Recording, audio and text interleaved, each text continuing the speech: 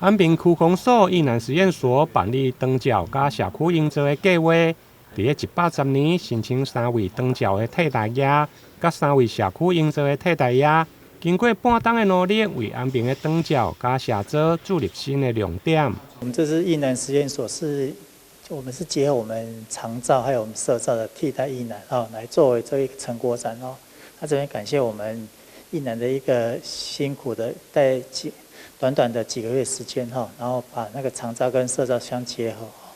合包括说我们整个长照的一个课程，从无到有设计一些让我们长辈的一些课程然后包括说一些手作的一个资料那这边一开始的时候长辈是相当的陌生但是借由我们替代宜兰的一个协助然后包括说跟他们讲说怎么去做，怎么去使用然后到最后是他们自己有自己的一个发想所以说这些成果展都是我们长辈自己来做的那包括说我们整个社造从我们的一些调查包括说我们整个的一个实地的去做资料的一个摄影整个的一个到最后的一个汇整的一个成果这边所展现的都是我们整个长照跟社造的替代宜兰他们所一个这个成果展包括说我刚刚我们有介绍我们这个修真的一个展示都是由他们慢慢的去一点一滴的去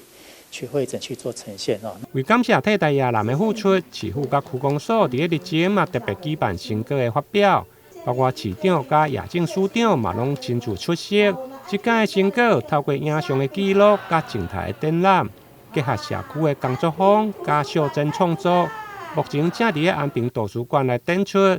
展期对今日起一直到6月30，欢迎有兴趣的民众会用踴跃前往参观。台南新闻林根采访报道。